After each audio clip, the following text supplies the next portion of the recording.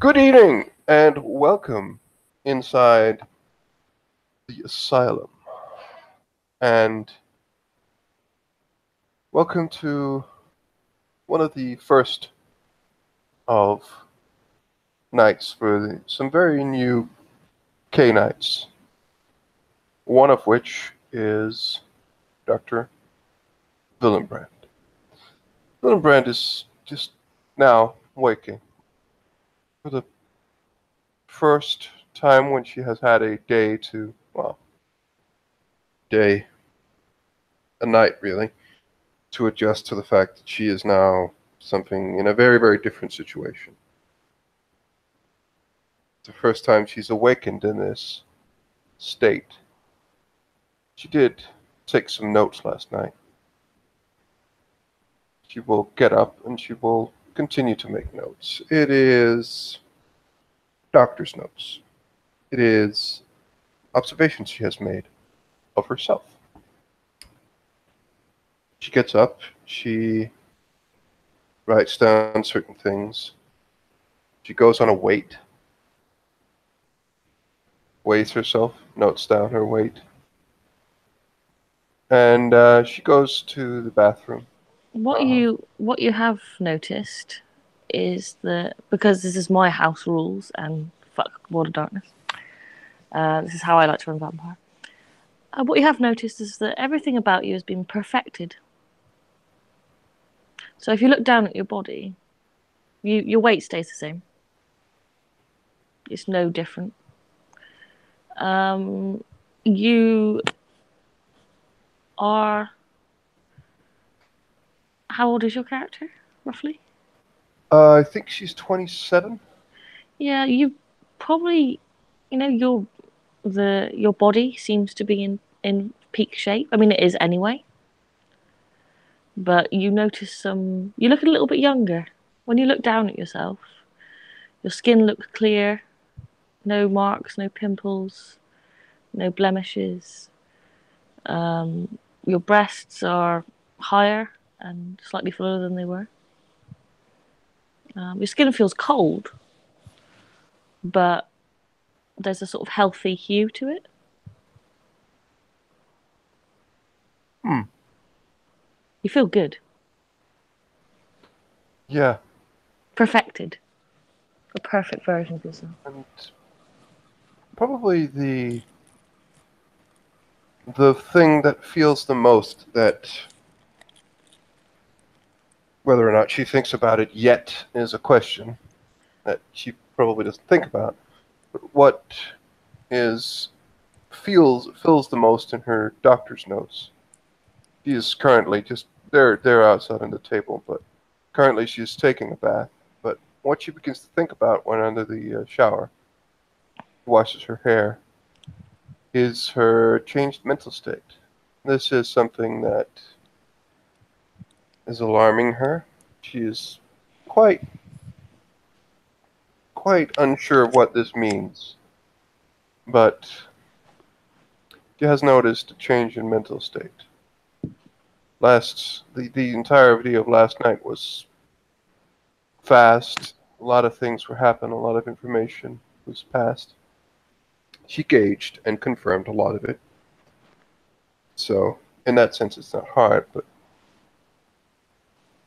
there are certain things that she's not really sure what is, and is to this new,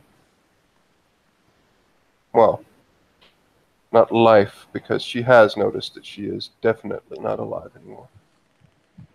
As she gets out, as she begins to dry herself with a towel, she will look into the mirror and note she is not there. She'll just stop and just look at the mirror. Just turn a little to the one side, to the other side. Still nothing. She is, uh, she is a bit freaked by this. Normally, you would feel your heart racing. You know that as a doctor. You feel the sense of adrenaline rush your body, that fight or flight response. Fear creeps into you, but there's no physical response. You don't feel sweaty. You don't feel sick. You don't feel. You just have that Something tugs somewhere in your brain or in your heart or in your soul, somewhere. Tugs at you. The fear. The cold, hollow, deep, pounding fear at the sight of your, or the lack of sight of your image in the mirror. She will get out. She will get her clothes on. She will not put makeup on to her dismay. She will look down and be quite glad that she shaved her legs in the morning of the last day. So that means that her legs are shaved. She's in good shape. She's pleased with what she sees when she looks down, but still quite concerned. But as she sits there, this very, very strange alien thing happens. She begins to think of Dr. Wicker, her parent, her sire, they called it. And she the images of her float around her. She wants to find her. She wants to talk to her, be near her. This is strange. This is perhaps even more frightening than the lack of an image. But the doctor steels herself. She gets up, dressed now, will begin and go out and try to go over to Dr. Wicker's room. The corridor is quiet. You don't hear any footsteps. There's no sense of those haunting shadows that haunted your dreams previously. There's a sense of calm about the place that didn't really touch you when you were here as a inmate. Dr. Wicker's room is at the end of the corridor. You have to take two. It's a door at the top of two steps. So it seems that the room is elevated slightly above the others.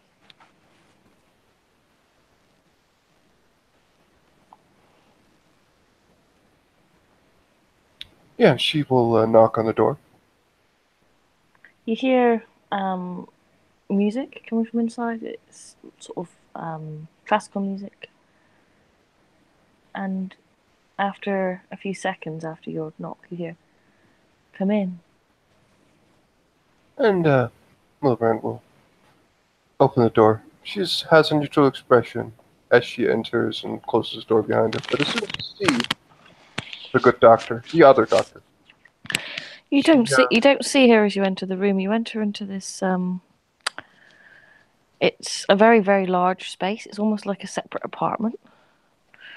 The room you enter into is like a living room and kitchen combined. It's got a bar, a fridge, sofas, and a television. It's decorated in this sort of Art Deco style, chrome and black. Very tastefully decorated. A lot of the fixtures, it seems it's a bit of a combination because there's a very modern feel to the room, but then there's items in it that seem out of place. There's a gramophone, which you see turning with the record. That's what you can hear, the music pumping out. And the bathroom door is open. There's this steam coming from it. And Dr. Wicker says, "I'm in here, Marie." I will wait here if it's all right. Come here. Of course. I can smell your fear. Come. And Marie will come closer. We'll enter. You see Dr. Wicker, she's in the bath. It's one of those deep, similar to the one in your room, but it seems deeper. You can see her head and her feet, which are resting on the tap end. sort of her legs are crossed and her feet are up on the taps. Next to her on the side on this little table, there's a telephone and a glass half filled with blood with 2 ice cubes in it. She looks up at you.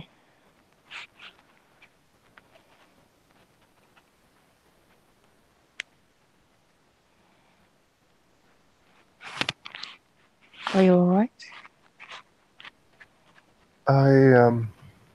She looks to a mirror. She's not standing where she would be able to see if there wasn't a reflection, but Yeah, I, there's a mirror there. It's over the sink. You see nothing. I've noticed something. I do not appear to have a reflection. Yes. Dr. Burger stands, water sort of cascading off her in a steady flow.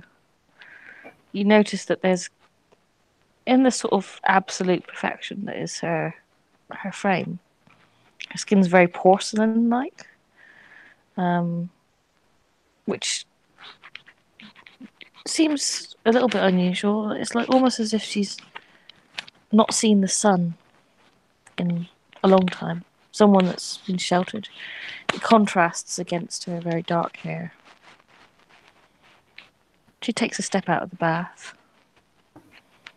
Picking up the glass, she goes and then stands in front of the mirror. And much like yourself, she casts no reflection. Marie will get closer. Oh, I see. None of us do? Only us, members of our family. We are La Sombra. That is the name of our family. Each. She takes a sip of her blood and leans slightly on the sink area. She doesn't seem bothered that she's not dressed and you are. You notice as you look down that she's got quite a large scar. It stands out against the rest of her. The scar is, you know from a trained eye, as a medical professional, it seems like a cesarean scar from the placement. Mm-hmm. But the surgeon who did it, it's not very neatly sewed. Let's say that. It's left a nasty scar. Whoever did it wasn't an expert.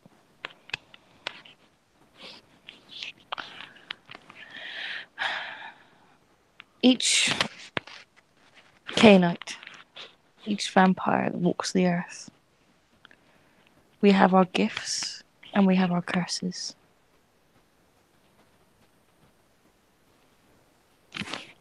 This is our curse.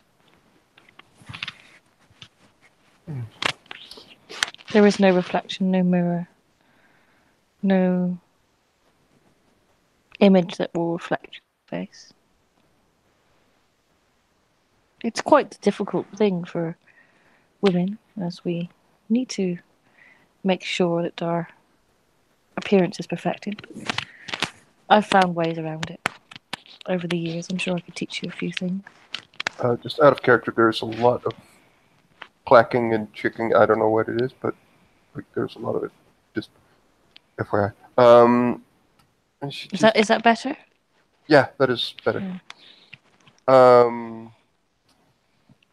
The doctor just nods a little and just says, "Well, you must teach me a workaround. I won't be able to apply makeup. I have a servant who does my makeup for me if I need to impress, but I've learned to apply it without being able to see in the mirror. It's something that takes time, but I'm sure a woman of your talents and particular skills will acclimatise." I'm quite certain myself. But you speak of us being the La Sombra and there being others. Hmm. Does this denote a sort of delineation of different species? Think of it more like a family, a bloodline. Hmm. You can trace a Cainite back to our original maker, Cain, which is how we come to call ourselves Cainites. I'm sure a woman of your education knows the Bible and the story of Cain. The first murderer. Indeed. Cain was the first of our kind, our true master, our God. And in his wake, he created children with his gift of the blood. And we are blessed enough to be children of his in our lifetime. We are the seed in the blood of Cain, which is why we are the masters of the universe. Mm. What you have running through your veins, my sweet child, is pure power.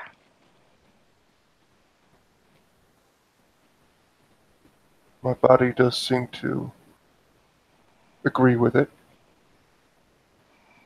I have Certainly, noticed that we are dead, correct? we are dead. But, and we are not indestructible, as you saw last night with our unfortunate friend.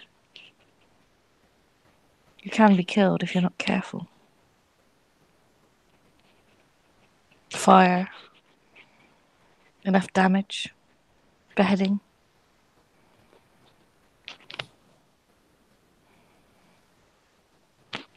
Sunlight is our most dangerous foe. Sunlight and fire. No, no Cainite, no matter how powerful, can withstand the burning of the flame. There are ways to make yourself stronger and able to resist it for a time. But it is our weakness, all of us, not just the Sombra.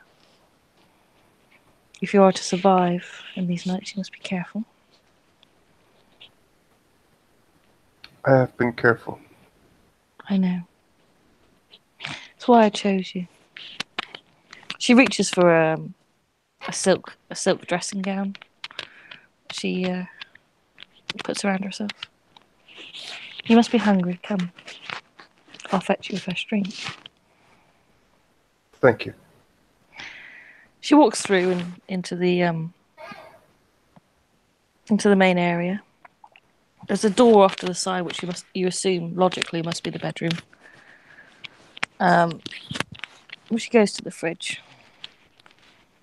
And she takes out a bottle and pours you a glass similar to her own and hands it across to you. Oh, she takes it. Takes a sip. Tastes good. Feels this sensation that is more than pretty much whatever she's felt for the last 27, 28 years. It's not as good as what you had last night. That was something else, and that was warm. Oh yes, but this is still This is sufficient. It's sufficient, nice. and it's more of a feeling, more of a sensation in it Hmm. than anything she has felt in her mortal life. So she is still going to be quite taken aback and just leans her head back and just sits and enjoys it for a moment.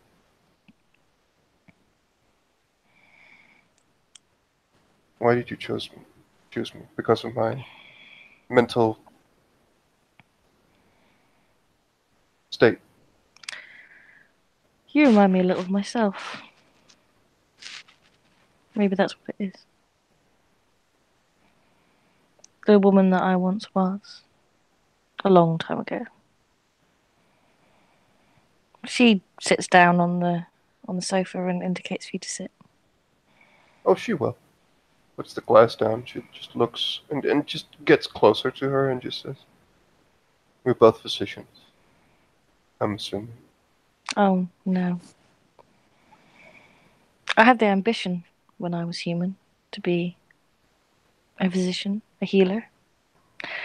Unfortunately, in my time, it was not permitted for How old women. are you, if I may ask? Wow.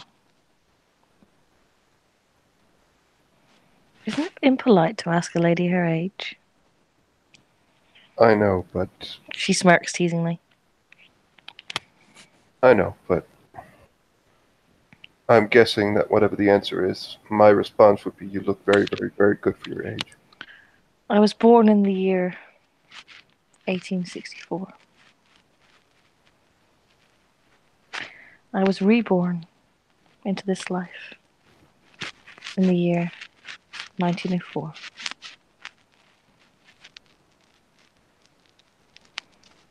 But I was preserved for a while for that state. If you give a mortal your blood, it makes them. You can control mortals if you feed them your blood. It preserves them in their current state, almost like our gift, but not quite. And it enslaves them to your purpose. That was what was done to me. The blood itself does this. It does. It has the power to heal, as I'm sure you'll witness at some point, and the power to preserve. But it must be used sparingly. Give too many mortals your blood and they will bother you. The call of the blood is strong. The thirst is strong. I've seen many Canaanites be foolish enough to give too many or too much of their gift, and it caused them problems. Only give your blood to a mortal that you trust, or you want to earn the trust of. Well, I have never trusted anyone, honestly. So. I know. Is this why you chose me? Is it because of my, for all intensive purposes, diagnosis of being sociopath? That's not why I chose you. Not for your pre-deceived notion of yourself. I chose you because you're a woman within your own power. You have a power within you which is evident in your aura, in your state of being, in your mastery of your control.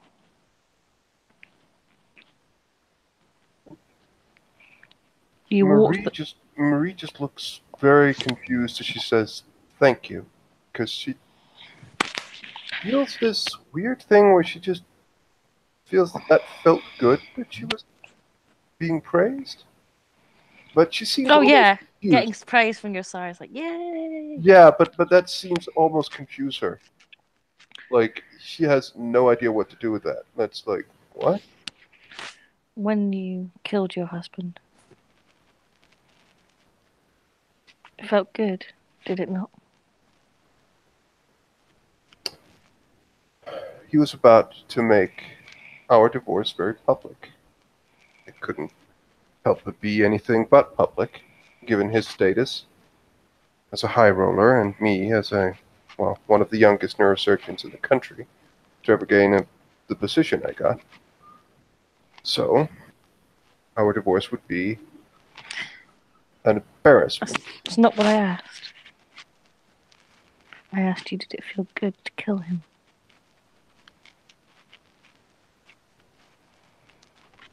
It felt as though he's deserved it. It felt as though I was in the right to do so. Feel good. Didn't feel bad. She smiles. It felt like something that had to be done. Right. You understand justice. Well, in a human context, You're no longer human. I know, but I don't think you ever really were. You're better than what that. I do know is that justice is evaded every day. It is. In the moral or human context, it is. But, well, I judged, well, as I'm sure you've seen from my file, there was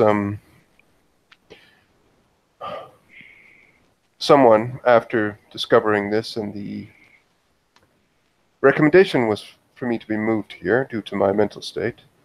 Oh, you mean this file? She points to the fire. Hmm. You see in the fireplace there's some ashes.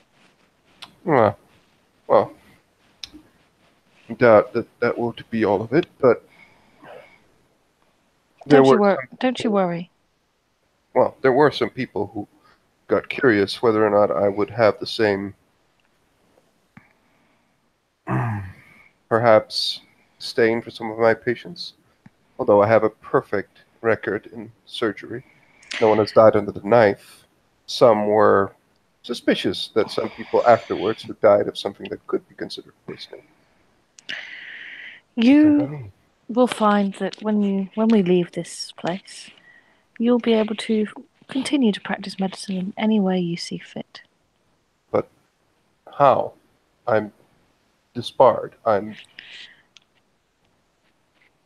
If we I return to the United States, especially New York or the surrounding areas, I might be recognized. don't worry, we won't be going to New York. That is good to know. There's other plans in motion for our little family.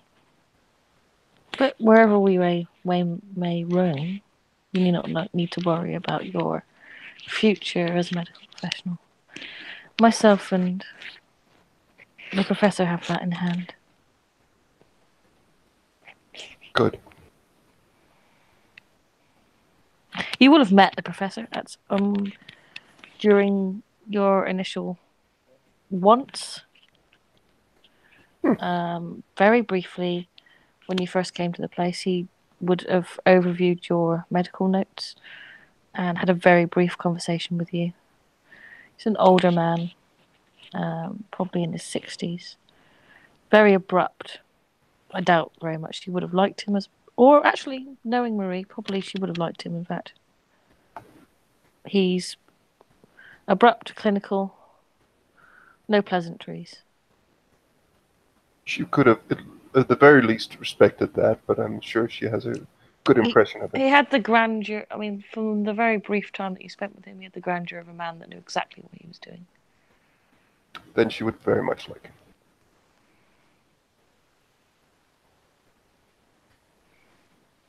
So, I have these new faculties that I do not know of.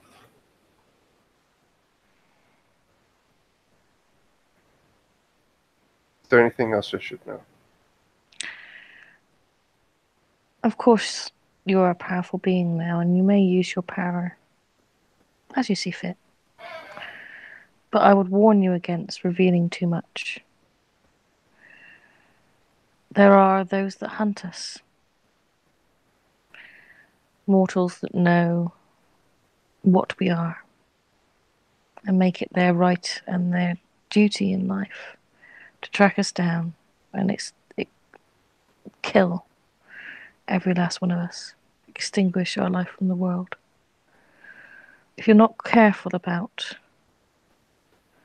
your nature and revealing your true nature to others, the hunters will find you and they will kill you. And in turn, probably everyone else here. I would never let that happen. No, I trust you to be discreet. It almost like flies out And she's about to say something, and she says, "I wouldn't let them hurt." And then she just stops, looks down, again looking confused. Eleanor Wicker, she reaches over and places her hand on Marie's cheek. I know, dear. These strong feelings you have at the moment, they're perfectly natural.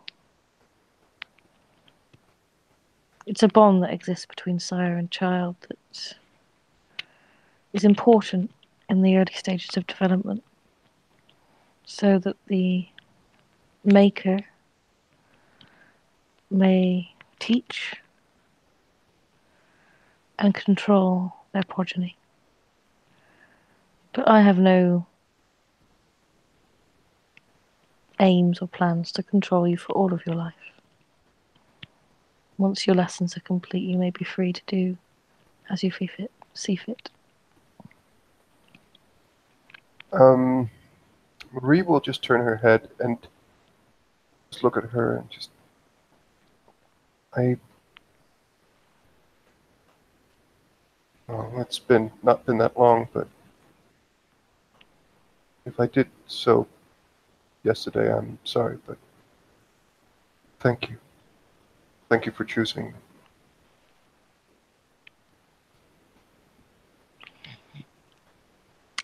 Eleanor, she brushes a few strands away from Marie's face, strands of hair.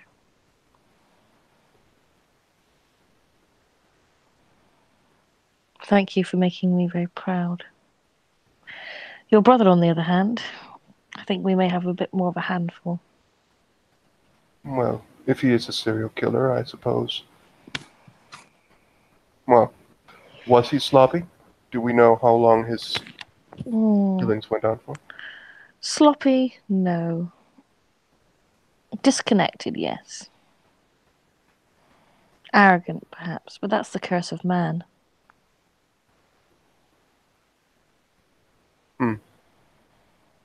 Fair enough.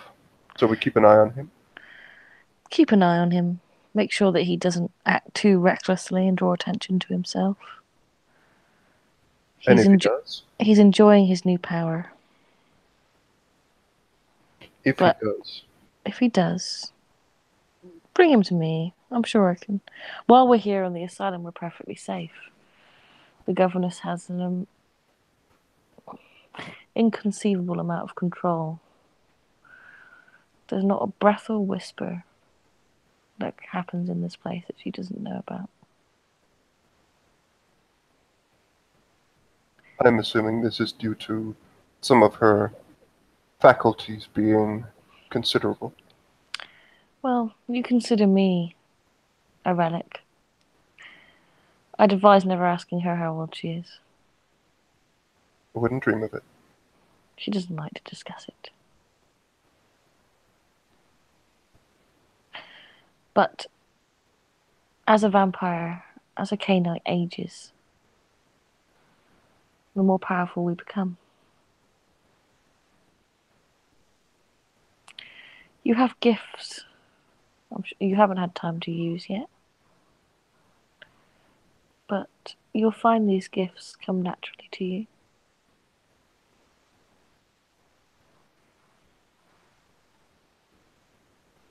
Observe.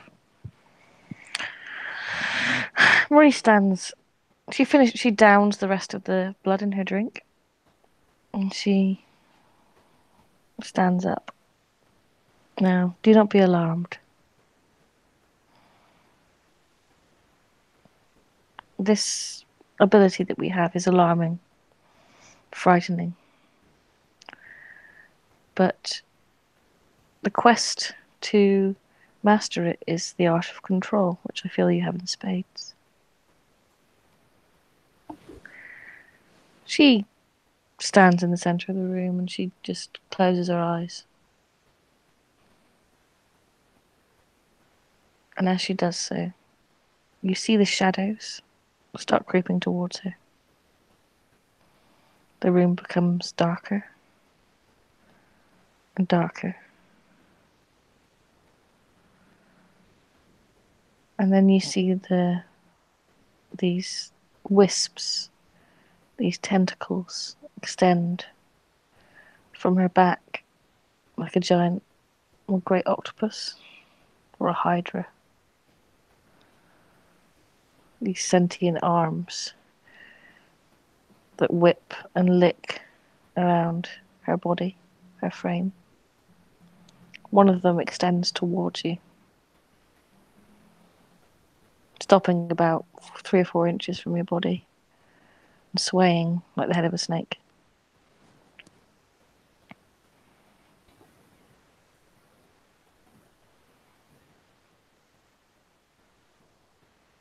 Marie will just slowly put out a hand. It wraps around your arm. You definitely feel a pull of strength, but it doesn't entangle you. It just constricts slightly, but there's no pain.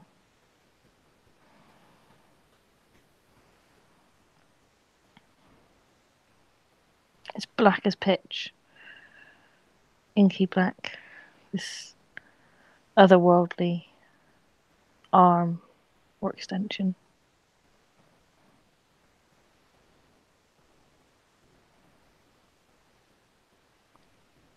Eleanor smiles.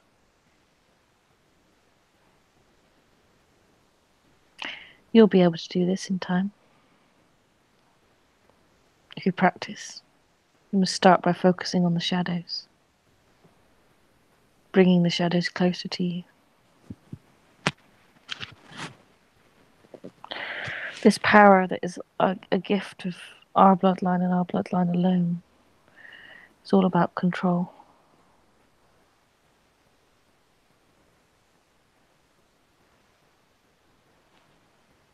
The tentacle unwraps from your arm and draws itself back to its mistress.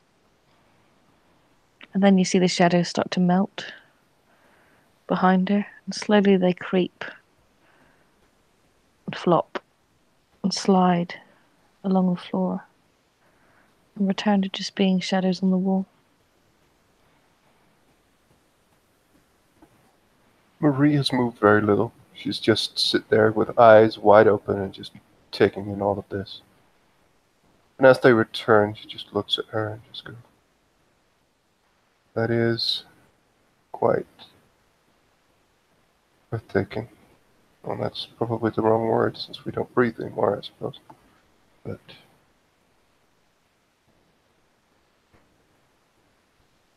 you're saying that I will be able to do this, or?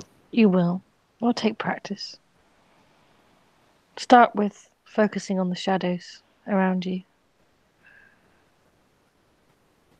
And focus on bringing them closer to your body. You'll find that it comes naturally. Try it. She will. I'm not going to make you roll for this because I can't bothered. It will take time. What level of obtenebration do you have? 1. Okay. You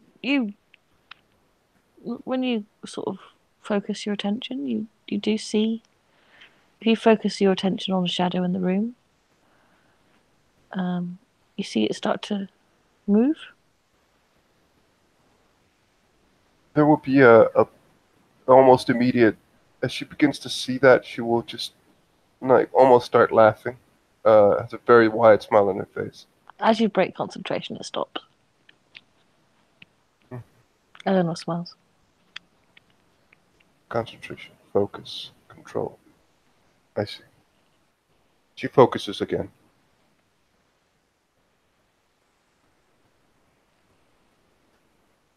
The shadow sways back and forth in a dance. You see it creeping closer to you. Fixing very, very eye contact. She is just really focusing on it. She just says, "I'm assuming you're not doing this." No. Do you feel something? You're making the room darker, my darling.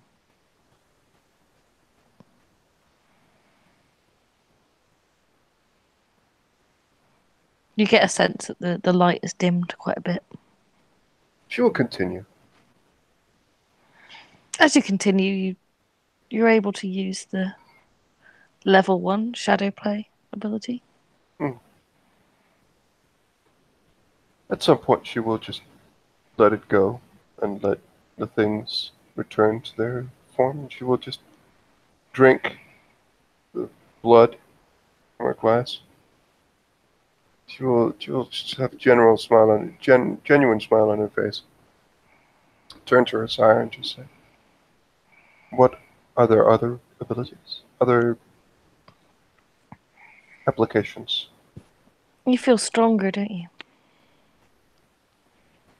Feel better. I mean, physically stronger. I haven't checked or had any. We have a common ability shared amongst Canaanites is what they would call superhuman strength. That is a power that you'll be able to develop. Your brother displayed it last night when he put his fist through that glass.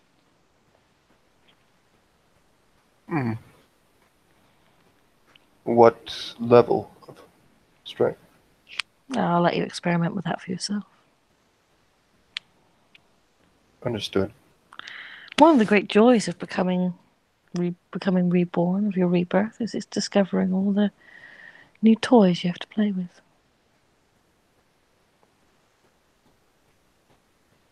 We don't need to do this on all night. We have centuries. Well, I am interested in learning as much as possible. I understand. And I'm assuming that what was done to that guard was another. Oh, you mean Porter? The governess's pet. Yes, it is something that not our family cannot do that.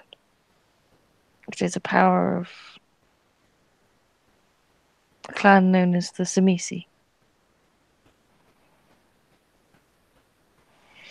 They are crafters, moulders, and their clay is human flesh. I see. To what extent are they able to? Oh, they are capable of many great things. Great beauty, great art, great life-giving, great improvement. But also creation is the sister of destruction. They can destroy just as easy as they create. But the governess is better to speak of these things than I. It is not a power or a discipline that I am accustomed to.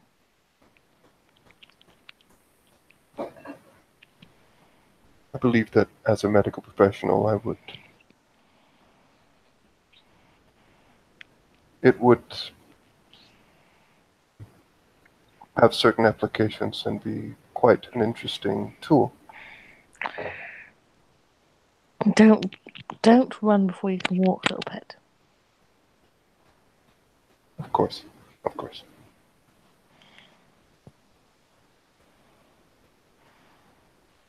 Don't forget you're my student, not hers. And when she says that, she has a little bit of an edge to her voice. I did not mean anything by it. I merely wish to learn. Be a good student. Mm. She comes over to you.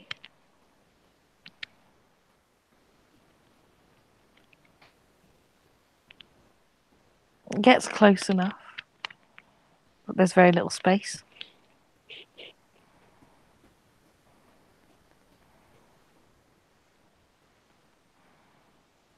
And looks Marie in the eyes. Seemingly curious or watching inquisitive. Seeing what she would do, really. This is closer than she got to you when she was your psychiatrist. Eleanor seems to be testing the boundaries at the moment. Is there something... I apologize if I have stepped over some bound of etiquette. No.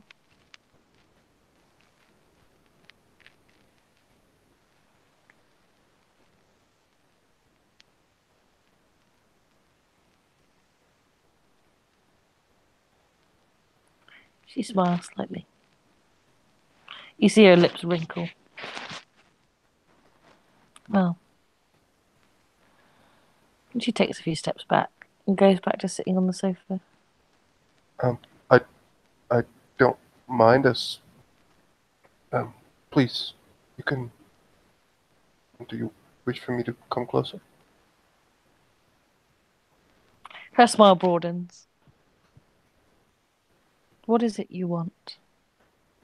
Speak your mind.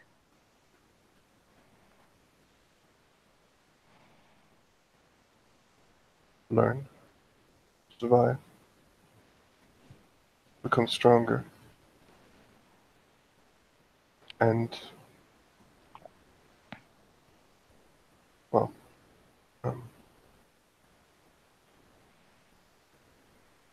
oh... it's irrelevant, really. Nothing is irrelevant.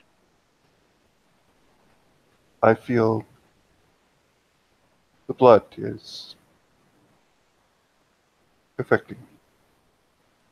I don't know if that is proper, and it's allowing me to think clearly.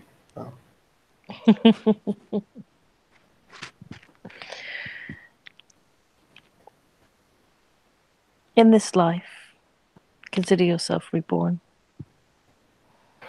You are no longer chained by any of the predispositions of your mortal life. Marriage, your gender, the ridiculous glass ceiling that is the medical profession.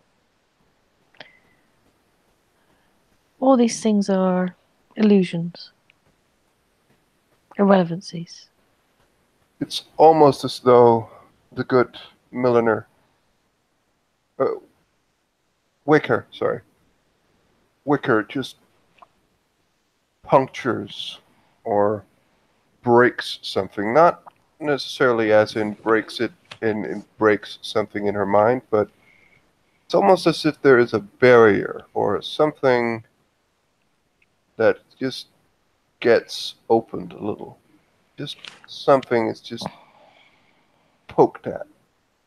And Marie will just come over and we'll kiss Wicker. She loves it.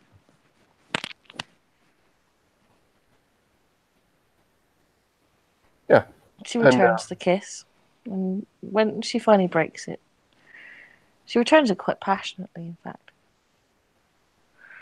Then she breaks it and she says, "That's better. Now the world is ours, and anything you desire, you just need to grab it." I already did, she says, as she begins to undress. And I think that'll be the moment that we end the scene. Thank you, player, for playing, and watchers for watching.